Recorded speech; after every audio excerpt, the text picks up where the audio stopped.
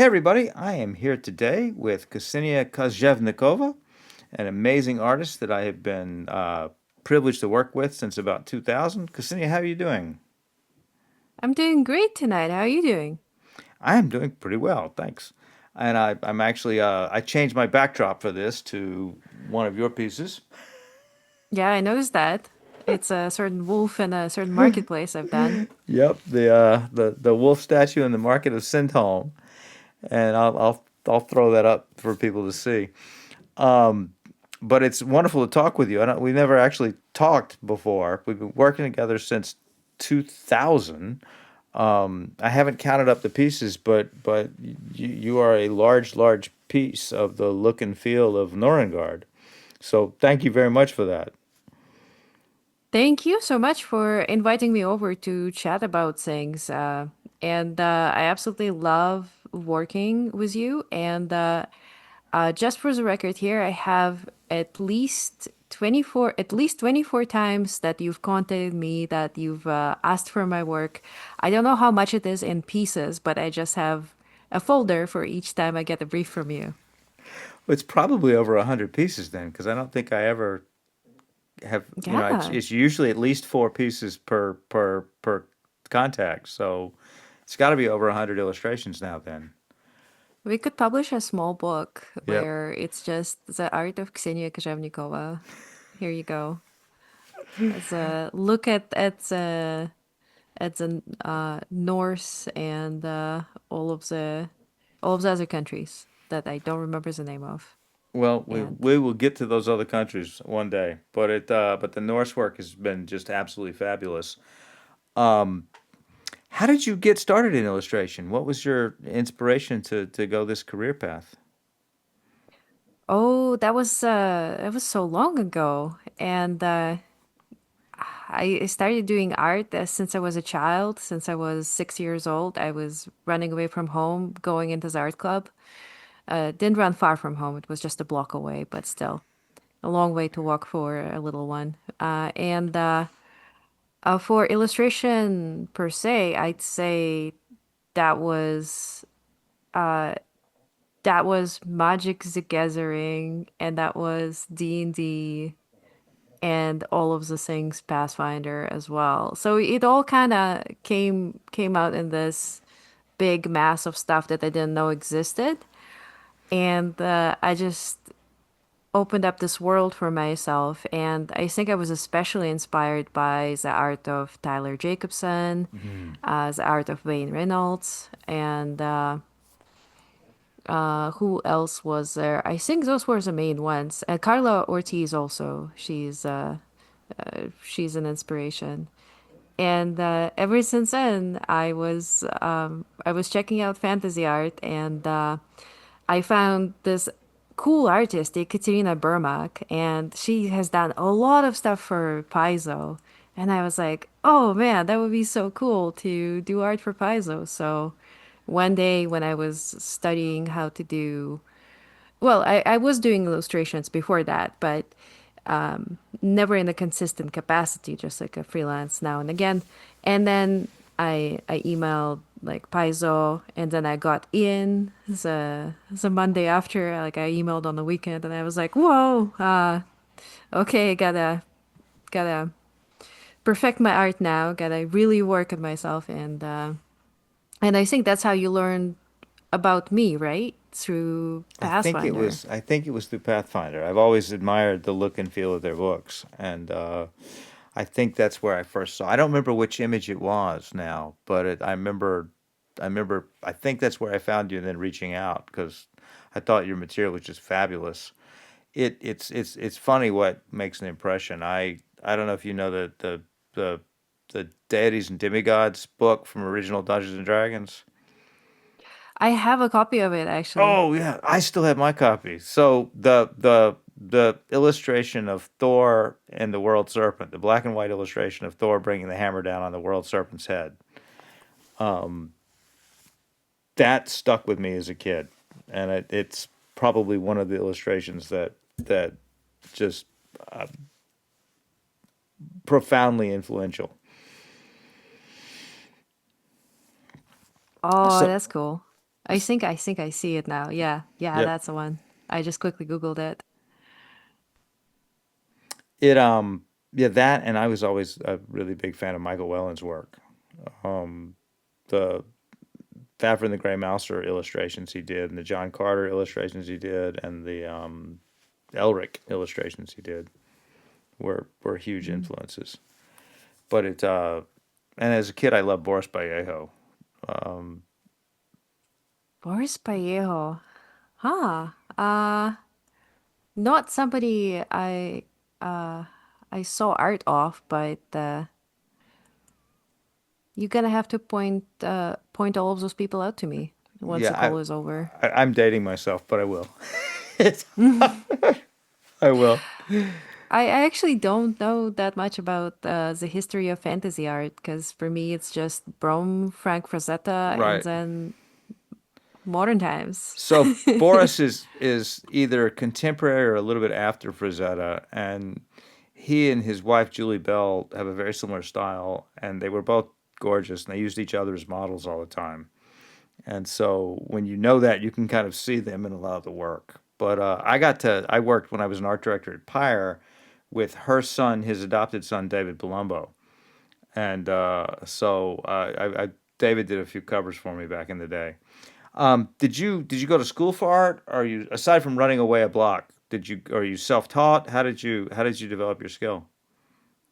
Well, I went to an art school in, well, first of all, I was born in Russia. I grew up in Russia until I was 15 years old.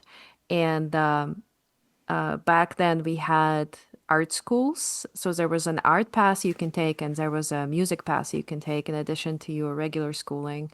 And I did 3 times a week art school, and it had some art history in it as well, but it was mostly collection of still lifes. So you would paint what you saw, but you would find the colors in it, find artistry in this, and learn the fundamentals the hard way.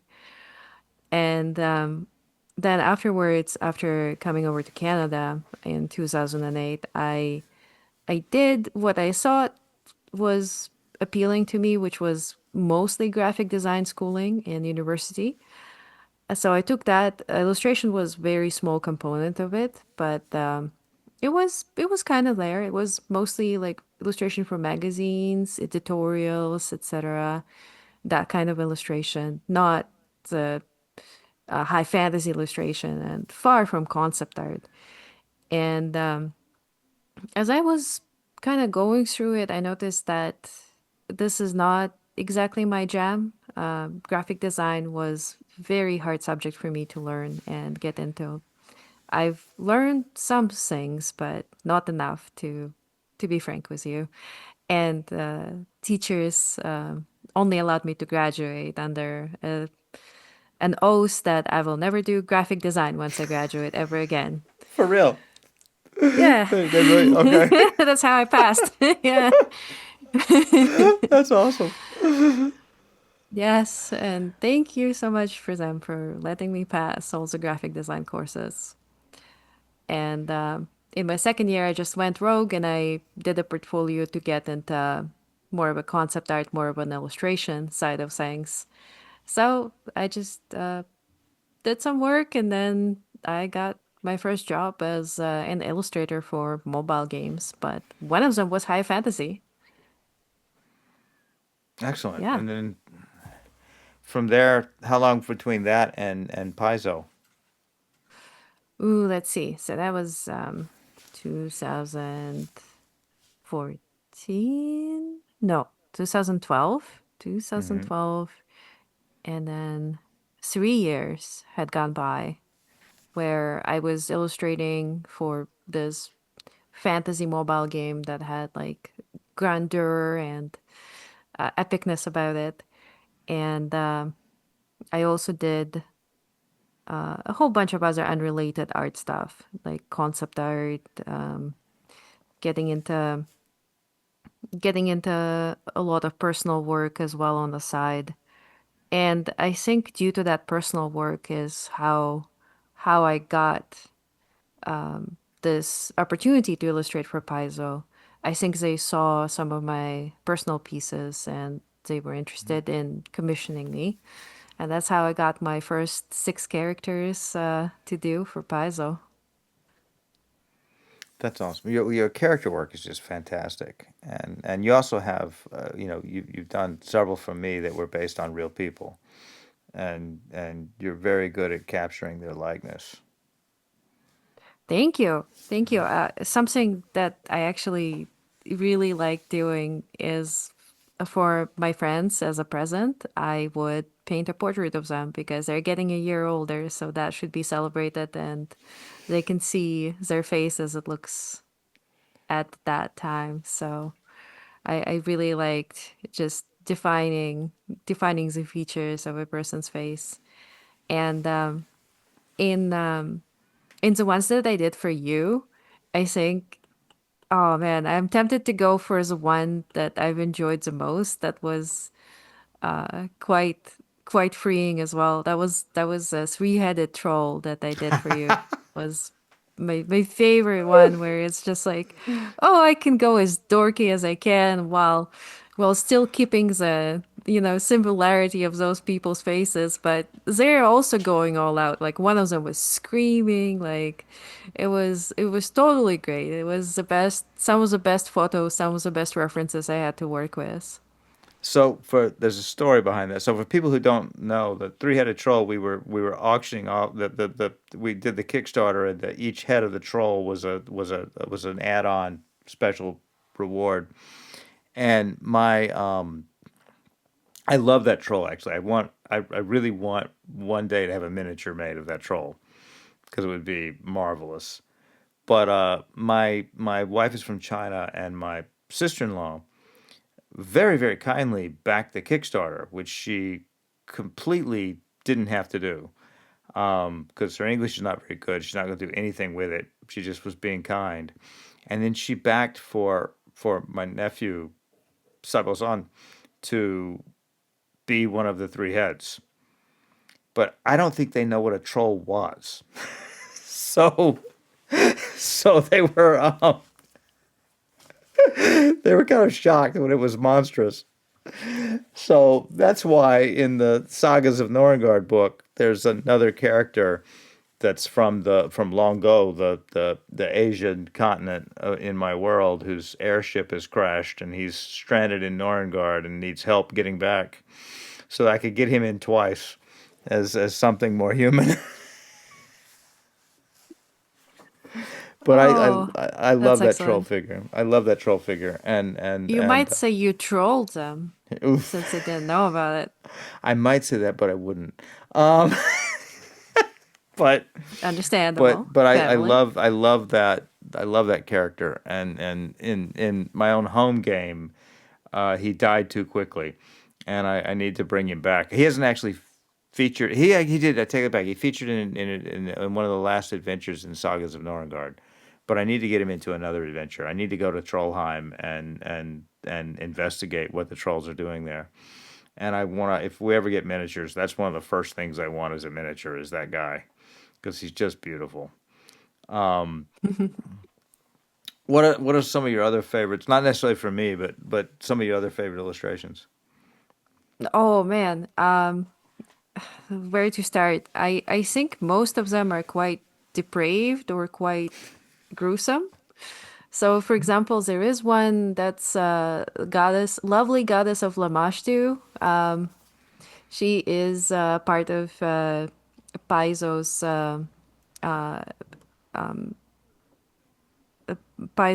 I forget the name of the book, but it's about I think it's called something like Gods and Magic. Hmm. Anyway, it came out as a part of their newest second edition once. It was a very like it wasn't highlighted as importantly as like all of their bestiary stuff or like main player handbook, etc. Like it was kind of like on the sidelines of it, but I did uh basically a redesign of all of the, not all of them, but a lot of Pathfinder gods. And Lamashtu is such a character. So if you don't know, please go ahead and research it because I don't know if I can talk about her on the stream because then it's going to be rated differently. I'll look her up. I I have access to the PDF, so I can download it and check it out tomorrow. Well, she's a goddess of monsters. She's a mother of monsters, and she's a person. Well, she's a god who finds things that are beautiful and perfect and lovely and makes them ugly and mutated on purpose because she finds that beautiful. She really digs that. So she's yeah, she's really one of a kind. Yep. I will check it out. I will check it out. And um who are uh so we talked about artistic influences, and you mentioned you Magic the Gathering, Dungeons and Dragons. What kind of fantasy stories do you like? Either novels or movies? Oh, let's see. I think that of course the first gateway book is Tolkien, right? Always. As a trilogy. Aside from that, let's see. Sorry, there's just so many. I feel like I just remember like clearly my fundamentals, like Dragonlance in high school. Was there hanging out in the library reading that, and love Raceland Majeri character to bits. He's fantastic. Also dark fantasy, so naturally I'm into that. And it's really hard to point any single one of them. They're just a part of the universe, man. Like Yep. Salvatore's books are always great. It's just different things for different moods. I don't have one book to rule them all, sadly. I wish I had, and I wish I could talk about it a little bit more. Probably if you go ahead and bring something up, I'd be like, yeah, that's a book that I like. But uh, readily right now, on top of my head, just those fundamentals, really. With Tolkien, it was when I was doing my own setting, it it it got almost comical. Like at one point I was trying to name a really big forest, and I'm like, I wonder what the Norse, they must have had a name for a great forest. And so I look up the Norse word for great, and it's like Mirkr, and then I realized, oh my God, Mirkwood. He's already been there, done that. I can't use Mirkwood, and that was so many things. I had no idea. I knew it was Germanic, but I had no idea how Norse the Lord of the Rings is. Um, Is yeah, there a lot of things like that in Lord of the Rings? Like, yes, or is it tons. just Well, I mean, all the okay? dwarf names and stuff like that are completely taken from Norse mythology, but there are other things that I that just that I've forgotten now, but I remember when I was doing the research, just like kicking myself over and over because there's so many things I had to steer away from because Tolkien had already used it. And I've never finished the Silmarillion, but there's some wonderful stuff in there too that just feels much more like a saga. It's Yeah, Silmarillion is hard to read, but Yep. I used to read it as my go to sleep book. I would start reading it and then I would go to sleep. Well, I read the Lord of the Rings to both of my children, and when I read it to my youngest, we got to the end, and she said, "What's next?" I said, "The Silmarillion," but nobody reads that. And she goes, "Let's do it." And I'm like, "You don't want to do it." And she's, "No, let's do it." And we made it halfway through before she's like, "Yeah, I don't want to do this." But we got Maybe out of halfway. stubbornness. We got halfway. Oh, Congratulations, that's more than I made it through. yep.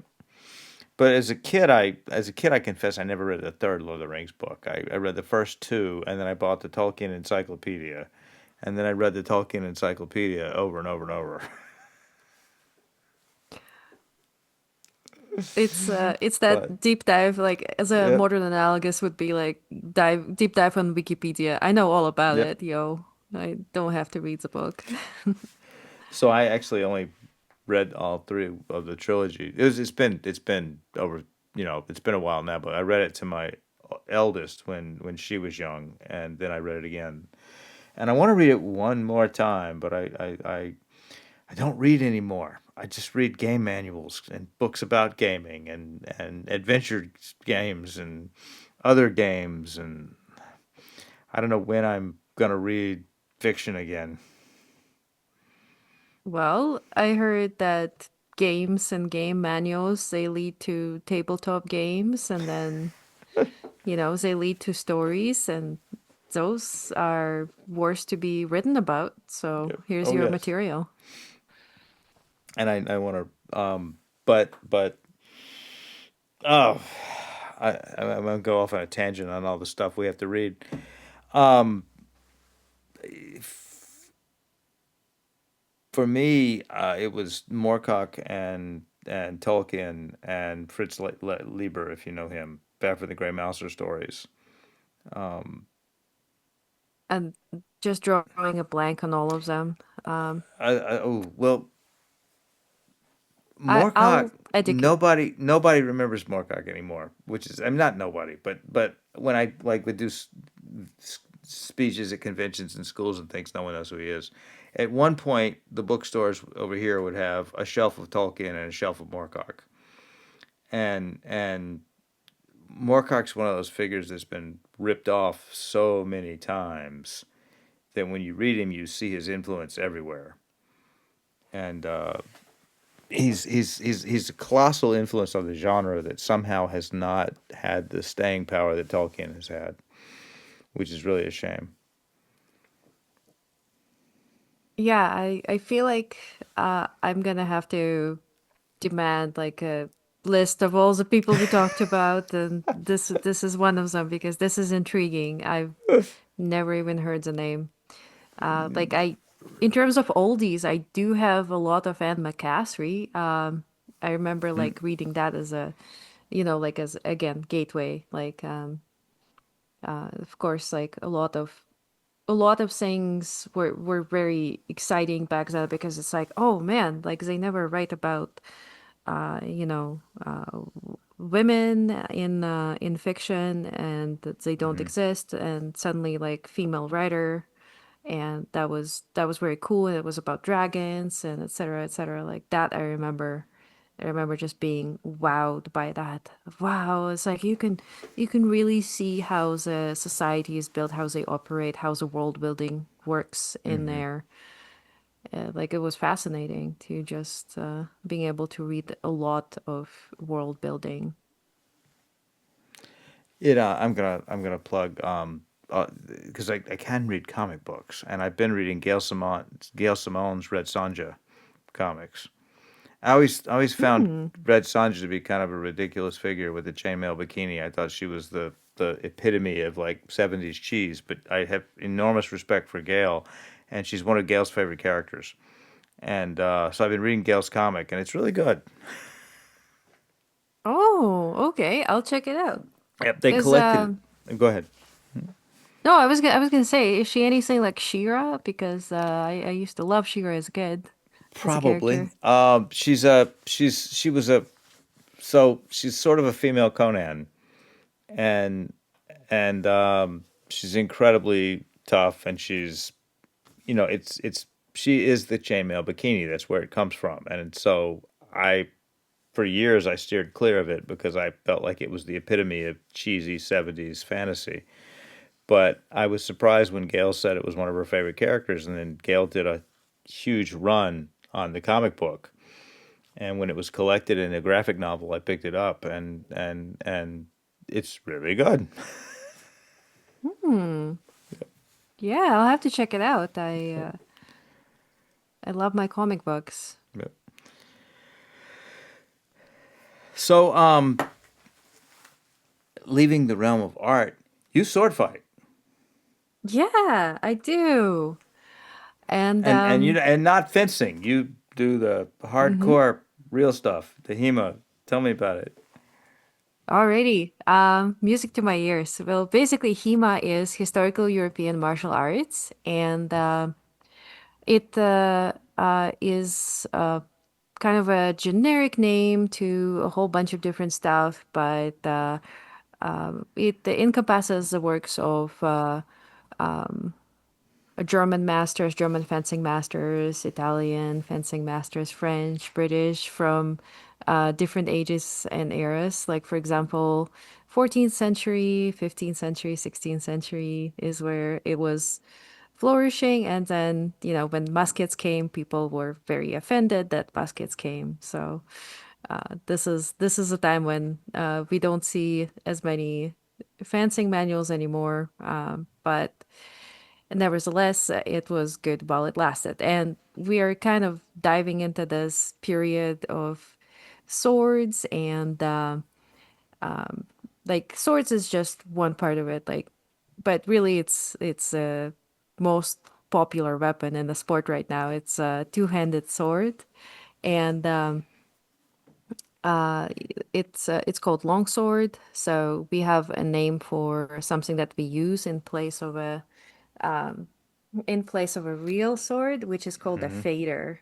So this thing is like a lighter version of what a sword was. So as you can see, it's blunt and it's pretty flat. Hmm. Sorry, my camera is like blurring a Yep. lot of it, but nevertheless, it's got like fullers like a normal sword would. This one Yep. is, wow, it's really having a hard time focusing on this. Just looks Well, like it's I'll magical. leave That's it all. be. There you go. I have a magic sword. Yep. But yeah, so we just hit each other with this, and it's a lot of fun. It is And one of the best things you can do to build a friendship. what what are you wearing when you're doing this? You're in armor, right? Yes, we are wearing modern style armor. That would be a chest protector, like a plastic sheet you Hmm. put on your chest. Then a gambism goes on top. That pretty much hasn't changed as the time went on. It's still the same idea of padded, heavy cloths, heavy cloths with padding. Hmm. The only thing is that there are lighter jackets, there are heavier jackets, and then you're wearing a modern day helmet, which is kind of similar looking to modern fencing helmet, but with a lot more padding around it, just so it can distribute the power once you get a head hit, so that your noggin is pretty safe by the virtue of it just being able to dissolve all the power around it. And of course, gloves, elbow protection, and pretty much similar to a hockey gear get up. You get full on, knee protection is important, very important. Leg protection, groin protection, skirt, and important also a gorget, because Hmm. a lot of hits would go under your helmet, and if you don't have anything there to stop the sword, it's very dangerous. Yeah. Yeah. Blows to the windpipe. I know that. I did martial arts for a while with much less padding. We had shin pads and nothing else. Um. Oh no, a Yeah. Yeah. disaster. Yeah. It was. It was. It was an interesting time, but I have the bruises. I have the aches and pains to show for it. Um. But that's fascinating. How often do you do that? And does it hurt? Well, now, if you wear just the shin guards, I bet you it does hurt a Yep. lot. But if you wear a full kit, it hurts a little bit, and sometimes you have bruises. But that's just part of the fun. Hmm. So uh, we uh, we have definitely a lot of well, it's a contact sport. We have a lot of skill that goes into like educating people how to do it. We have a lot of experience fighting different people, but like accidents do happen. So, as in any contact sport, as Right. in hockey or anything else, you occasionally get them, even with the full kit. One of my nephews is into it. He's in Texas, so I don't see him very often. But he read all of R.A. Salvatore. He plays Dungeons and Dragons when I can grab him when he's in town, and he's been doing HEMA for several years. And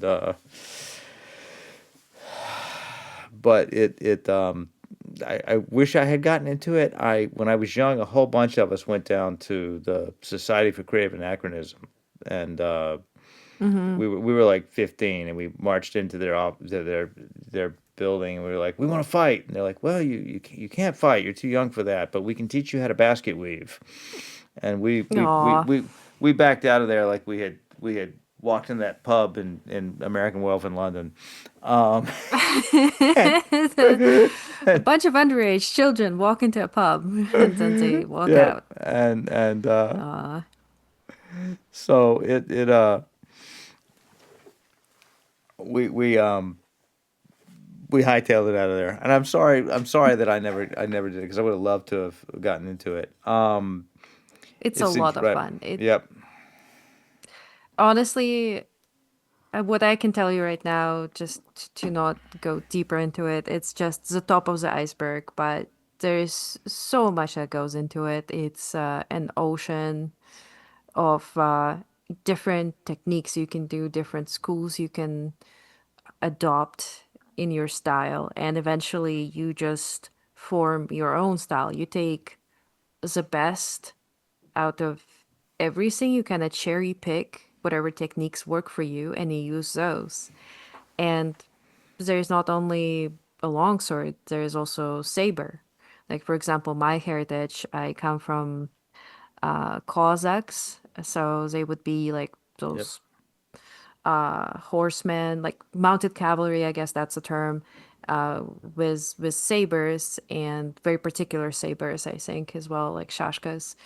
And like it's basically in my blood where I I can tell that saber is what I like the most out of all of the available weapons out there.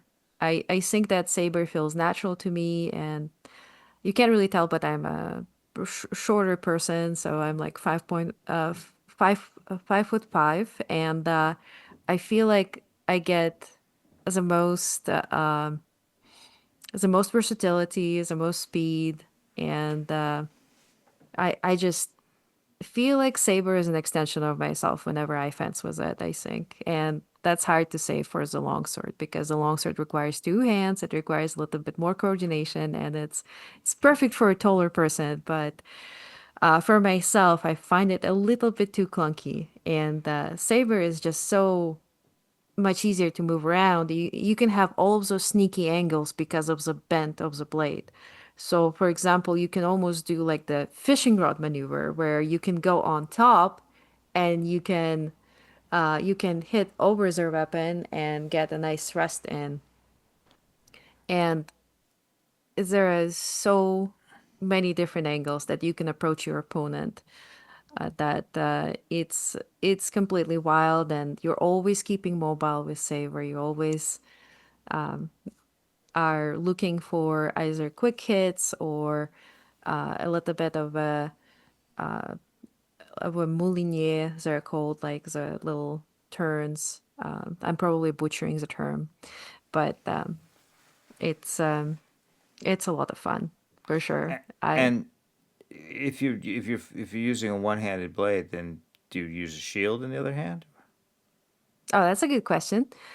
So with saber, you would usually put your other hand either ready for grapple or behind you. So obviously Hmm. behind you, you don't want it to get hit, but if opportunity presents itself, you can go in and you can gently grapple your opponent or more forcefully grapple your I was gonna opponent. say, is that gently grapple the opponent in Well, quote? like I think what I mean by gently is like you can either like just push on their arm to get it out of the way and go on top, which is gently, or you can like go in very aggressively, break their structure, and then you can topple them over. You can grapple them aggressively so you can bring them down on the floor. And that's what's fun about it too. You have the other hand free while longsword. Well, longsword you can grapple as well. I mean, you can do half swording, all sorts of fun stuff with it. But to your point, to your original question, before I go off on a on a tail and a half, basically we do have a sword and buckler, which is like a little shield that Hmm. is very mobile. It's not like it's only attached like it's not one of those bigger shields where Hmm. it goes on your arm, but it's just on yeah, you're just It's a holding little it more than the in your boss. You hand. just hold it with your hand and you can move it around. Yeah. Exactly, exactly. It's just very versatile like that. It's very mobile. And you use usually you have an arming sword, like a short sword, but it can be any short sword. It can be a side sword and a shield. Sorry, a side sword and a buckler, or it can be I've never tried saber and buckler, but I bet you it's lots of fun as well. So yeah, you can kind of get away with a little bit more with like one-handed weapons. You can definitely have a buckler.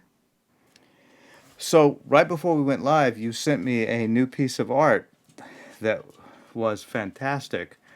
Um, a red-haired woman with a bearded axe, going head to head with a Linorm. Tell me about that. Yeah. Yeah, it's uh it was interesting to come back to this one because I always wanted to do that scene.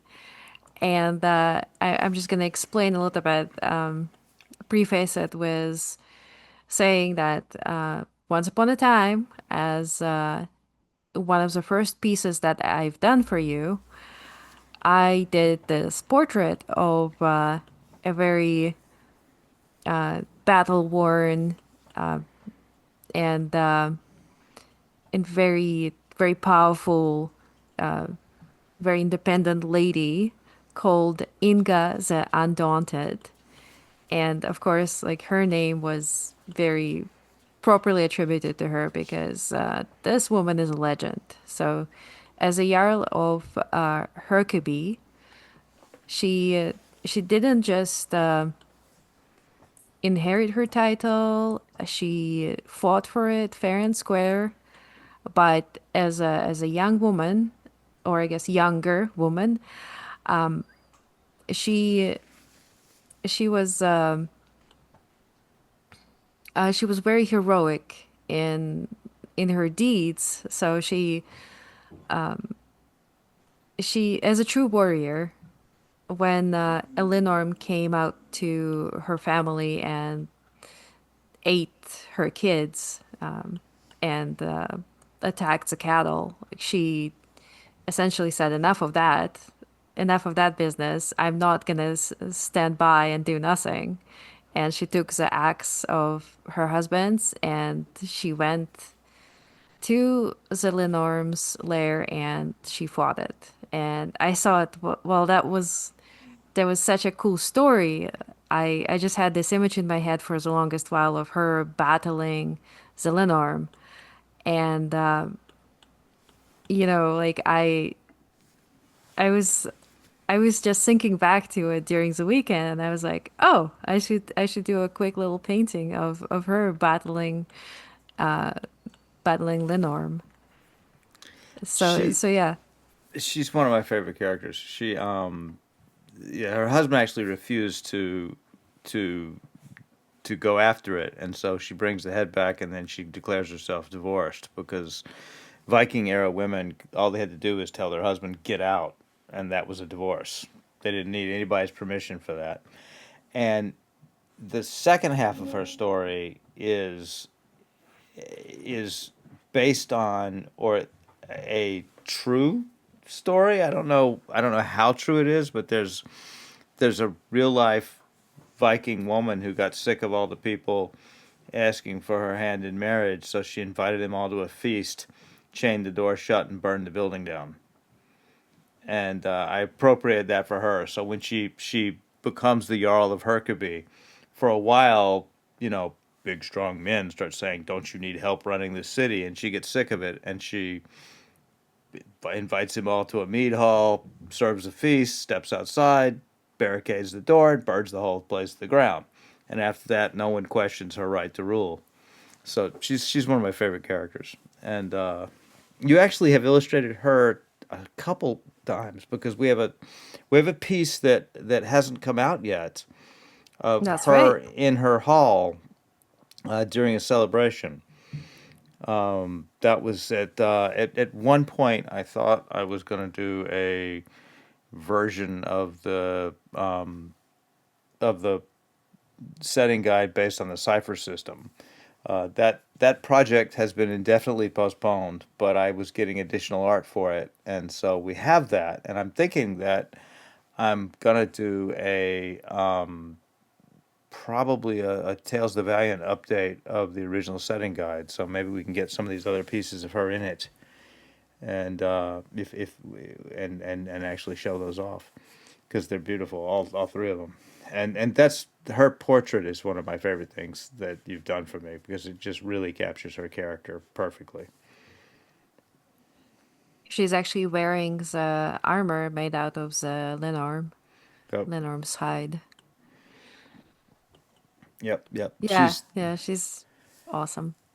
Yep, And also, I think I really want to hear how she came about the wolf and the raven that are by her side because that's kind of left out of the story. yeah. I don't know that yet. I don't know that one yet. She hasn't told me. I see. Well, you ask her and you let me know. I will. I It's all will. good. Sometimes it takes a while to because you have another piece that hasn't come out yet where there's a Huldra woman, the Huldra folk are the hidden people that have the holes in their back and they have cows or foxtails Mm-hmm. and there's a boy offering a Huldra flowers and the boy is Karn Golerson, who's the lead of my children's book trilogy. Because I know in my mind he ends up marrying a Huldra, and I don't know the details of that yet. I just know that that happens, and so we have an illustration of that worked in where we see him courting her. I guess there are a few Wasn't things that like that. also Go ahead. But like, wasn't there also like a story about that somehow? I remember that I sent you the sketch with him just sort of like, like hiding a flower behind his back Yep. from a Haldra, and you reacted with something like, "Oh, like that's so great that you put this character here because he is the one that ends up Yep. marrying a Haldra." So. I think we had a whole bunch of characters that I was free to choose from, and Yep. I picked And you this picked guy to that. be the Yes. suitor. Yes. Yeah. Yes. You're correct. Stuff like that happens, and it I used to be a journalist way back when, and I spent a lot of time on the set of Babylon 5, if you know that show. And No. that's okay. It was back I'll in the look it up. day. Back in the day, it was the other space show other than Star Trek, and it was really popular. And in fact, there was a moment when the TV guide with the Babylon 5 cover outsold the TV guide with the Star Trek cover, and that was a huge big deal back in the late 90s. But uh, J. Michael Straczynski was the creator of that show, and he's a comic book writer, television writer, movie writer, Oscar winner, everything. And I was in his office, and we were talking about synchronicities because I was on set for this. They had a spin-off show that got put on hiatus and it was taken off the air for a month to be retooled and it was brought back then it sadly got canceled but I was on set the day that it was taken off the air, and the cast didn't know until 5 o'clock on Friday, and they came in and told everybody we're being put on a month-long hiatus, and the lead actor, started freaking out, and he said, "Look at the script," and because you don't shoot a script in order, you shoot a script based on scene locations, all the scenes on the bridge and all the scenes in the shuttlecraft or whatever. And the last, and that's not up to the person who wrote the script. That's just how the director chops it up. The last line of the day was, "Think of it as an unscheduled vacation." And Oh, damn. stuff like that would happen on the show all the time. And I asked Joe I said, what do you think that is? And he said, it's a sign from the universe that you're on the right track when that Hmm. happens. He said, that happens to every writer, and it's a sign from the universe that you're on the right track. And there are so many things like that in the creation of the world that just line up on their own. And it, it, it, um, it happens all the time, and it blows my mind. But I think it's that stage at which a creation takes on its own life, and then things, synchronicities like that occur, and they make perfect sense. And it's really kind of electrifying when it happens. Yeah. Yeah, it's no coincidence, but it's fate and Yep. steering's a course. I like that. I think that there are definitely times in my life when I can relate to something like this happening. I can't put a finger about exactly what it is, but that's the thing about it. It's just very much the vibes and very much how you're reading the vibes and how pretty much like reading a room, but it is your creation, it is your journey, it is your art. So you're just there, being attentive to what's out there and how your art is making an impact and how it uh, how it lives on its own, how the character is obtain life through other means, sometimes surprising. Like I actually have one actually, as I was talking about it, biting for a little bit more time. Well, basically, I think my recent one like that was I made a cute little skittermunder for Starfinder for Paizo's book. And that skittermunder was like a very superstar looking, yellow, cute singer like, and pretty much like a pop star, like a galactic pop star. And she had sort of like this energy behind her. And I thought like, wow, this character really came together. I really like her. And Gen Con happens. And then at Gen Con, I see Paizo posting, come meet Prisma, our Skittermander mascot at the booth. And I was like, whoa, this is a thing that I've painted. This is her. And she was like in the form of a over stuffy. Like so she was just this gigantic like, but she was given physical form, so she existed, and I was like, wow, this is amazing. This is really cool.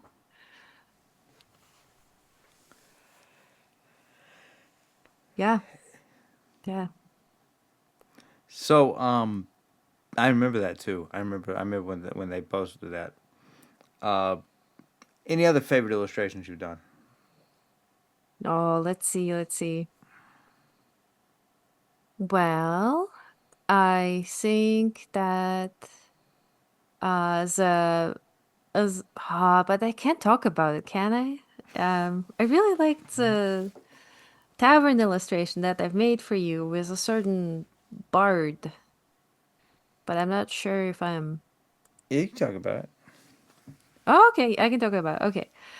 So there is an illustration with Islo Ocarale. Am I getting it right? I don't know. I can't see it right now. I can't. Okay, hold on. Isla O'Carole, and he's a bard, and he is a master of marginalia. Yep. Yep. Okay, perfect. We're talking about the same thing. We are talking about the Yep. same thing. And So I've done so this.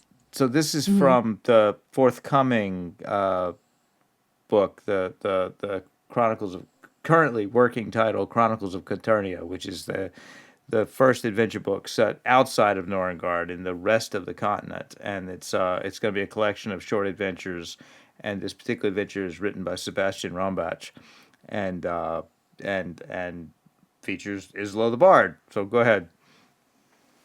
Okay. And unfortunately, he's getting in a bit of a bit of a trouble in a tavern where a bunch of folks stronger than him are taking advantage of him being a bard and not being able to do anything about it. And so they are abducting him. Well, not quite abducting him. I think they're trying to beat him up. But this kind of like a scene from a rowdy tavern that I really enjoyed making because it was a lot of mood and a lot of vibes and a lot of just atmospheric sense of place in it. Yeah, your angle of approach into it was just fabulous, and also without too many spoilers, the adventure also features some marginalia, and the marginalia you did are they are wonderful. They're hysterical and beautiful, and I'll show those. I also love for Fury of the Forsaken, the from the recent Kickstarter, the book that's coming out soon. You did some bird's eye views of the city that are just amazing, and where you extrapolated from Rob Lazaretti's location map the positions of the buildings and then turn that into a painting. Thank you. That was quite an exciting undertaking, and scary as well because it's such a large scale. It's a whole city, and it's very complex. And how do you navigate that complexity and make it a place, make it relatable? So those are questions that I would ask myself as I was making it, and it's um, it's a few angles. So one, yeah, the one that I've made quite a few paintings of was Freckerheim, Yep. and that is an absolutely beautiful setting. Thank you so much for uh, turning into turning it into this gorgeous, like gorgeous description of this place. I was absolutely mesmerized by that when I was reading it, and I saw the city in my head very clearly when I was working on it.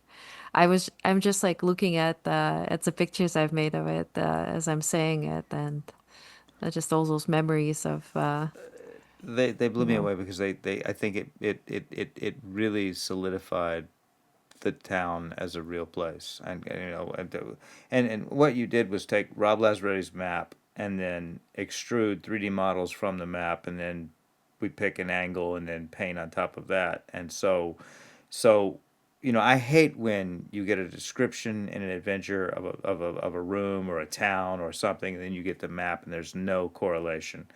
And in this, it's accurate to the square foot, of the top down location map. And the buildings in the painting are the buildings on the map, exactly placed in relation to each other.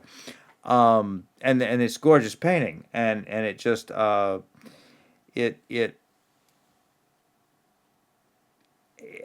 it's such a gift to see it come to life and be real like that. So I hope it was fun because I'd love to do more of those one day. Yeah, yeah, I still have it. Is this 3D model accurate? Well, I I'm well just I mhm. met some from some of the other locations. We've got there's a city called Windholm that is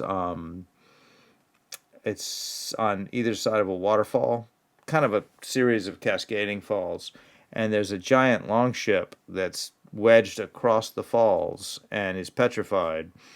And the Jarl has built his longhouse on top of the long ship. And there are bridges back and forth to connect the two sides of the town, but they use the long ship itself as Main Street to go from the north to the south side of the town. And then inside the long ship there's a shopping mall, basically. Wow, that's really cool. And it's and then below it there's uh, a tongue of rock that sticks out of the waterfall. And it's kind of based on the Tortuga in Norway, and except with a waterfall. And when people have duels, the homganga, the fights to the death to settle disputes, they lower them in a bucket onto the tongue of rock, and then they take the bucket away, and so they have to fight on this rock over a waterfall. They can't go anywhere else.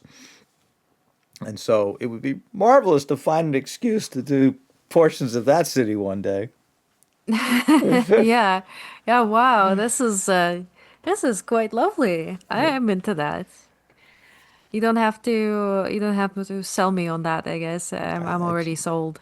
I just have to Whatever come up. happens there. I just have to come up with an idea for a new story there. But it's kind of funny because I really have a lot of material to get to outside of Norengard, but I feel like Al Pacino in The Godfather, Norengard just keeps pulling me back in. I keep coming up with more and more for that setting when I'm supposed to be working on other settings. And now we're doing the unscripted live play where I'm having to come up with new material every week on the fly. So I'm scared that's going to generate a lot more Norengard material. And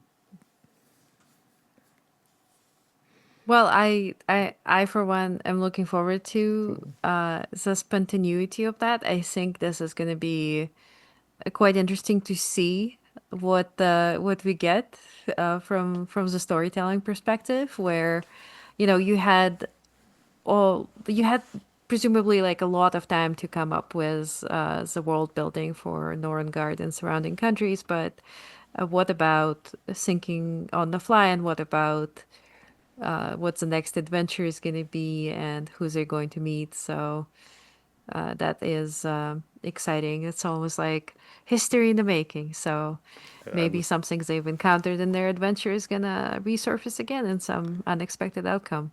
and I also have a bunch of monsters that have not yet appeared in any publication, so a lot of those are going to get play tested and debuted on the stream. But but yes, You can make me like it's so exciting because like they can be your guinea pigs, yep. right? And you can just throw monsters at them. You don't need to play test them. They'll play I test it for you. sometimes I feel like I'm their guinea pig, but yes, they're already bad. When we were running published adventures, this group is bad about short circuiting whole areas, and so now that we're doing it on the fly, they're gonna make planning for what they do really like they're the group that the adventure calls for marching overland a couple hundred miles, so they rent a boat and go around. Yeah, And then they're too good. yep, You or they you fly over can't. it, or Yeah, like but you can't never know. Like they're probably gonna look at the scenario that took 20 hours to write, and they're just going to navigate it in like half an hour and be like, yeah, we just like go over it or don't get into it at all. And to be fair, I get that because I was a big fan of Skyrim, obviously, and right when you're told you have to go to the throat of the world. Have you played Skyrim? I don't want to.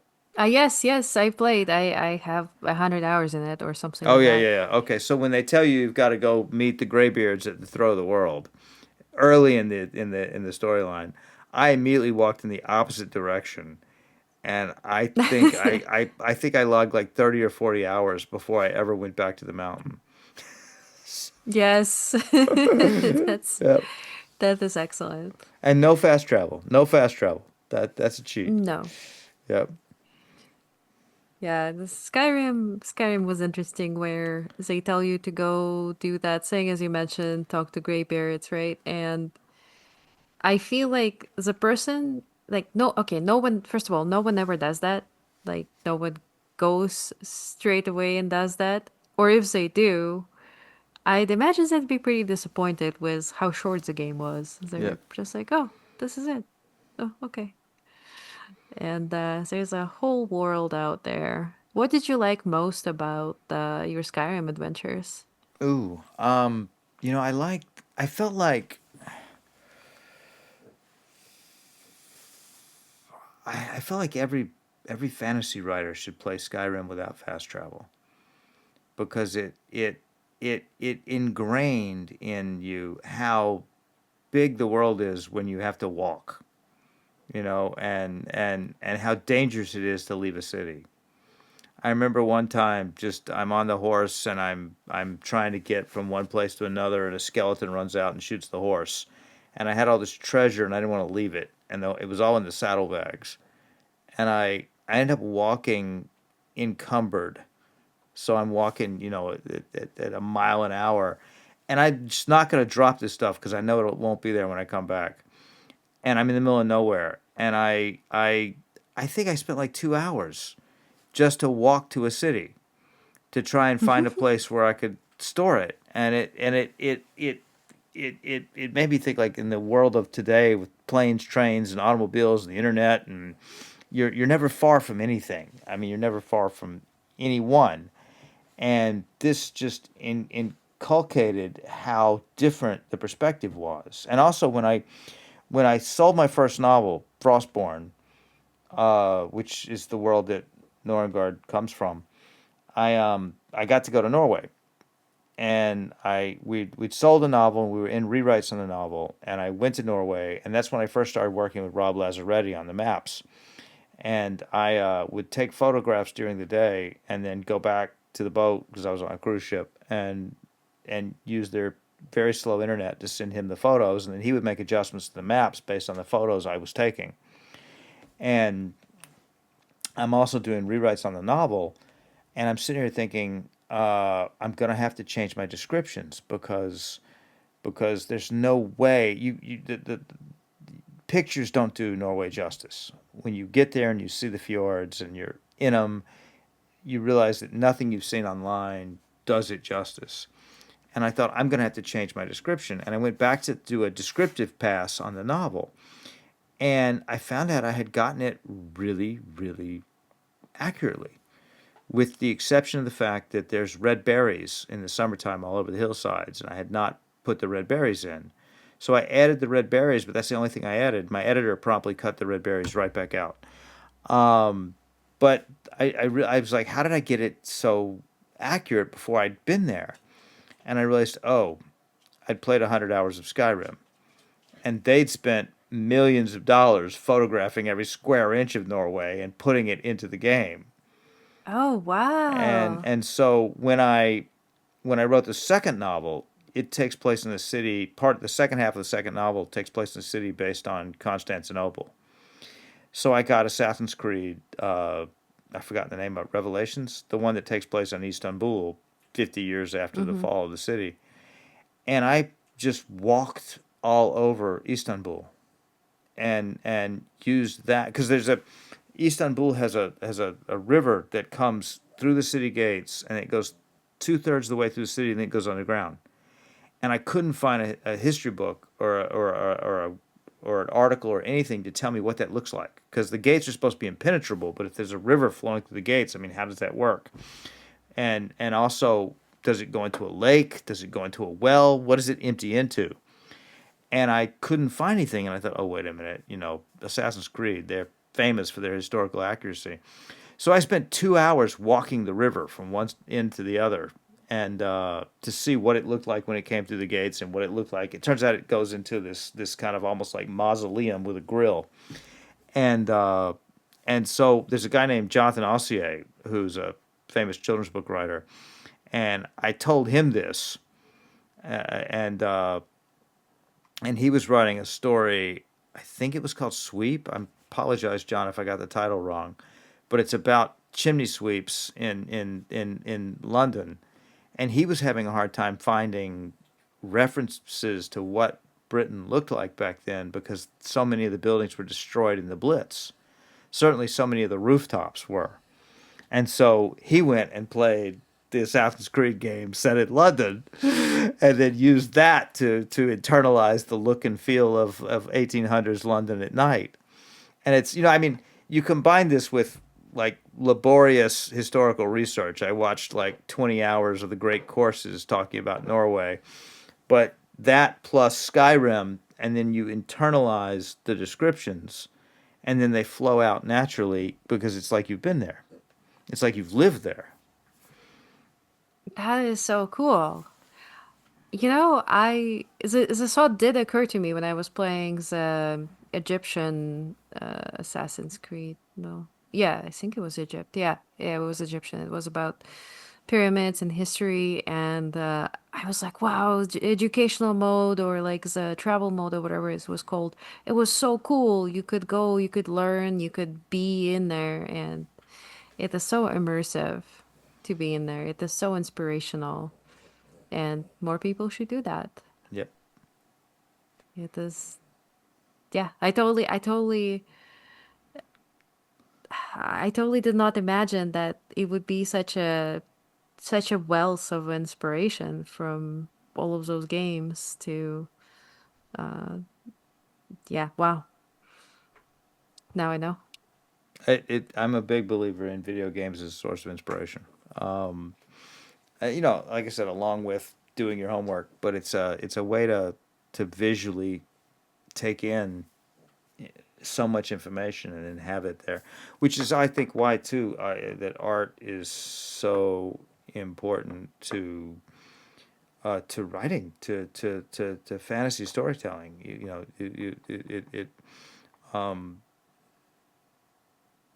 Artists are the bedrock of fantasy. When you think of Tolkien, I mean, you think of, you close your eyes, you think of Tolkien, and you think of that scene where the Fellowship is crossing the mountaintop of the snow. That's to me is the the the almost the heart and soul of it right there. Just the journey of the the long line of them trudging up the mountainside. Um, but anyway, we've been running on. I love your work so much. I'm so grateful for all of the I guess 100 plus pieces that you've done for me. I hope we continue to do many, many more. Thank you very much. And I enjoyed talking with you very much here tonight. Thank you so much. It's been a pleasure, and I'll certainly have to do my homework, and I have to research all of the writers, all of the artists that you've mentioned tonight. Thank you. It's been super informative, and it was a pleasure to finally get to talk to you in person. You as well. Thank you, and good night, everybody. Good night.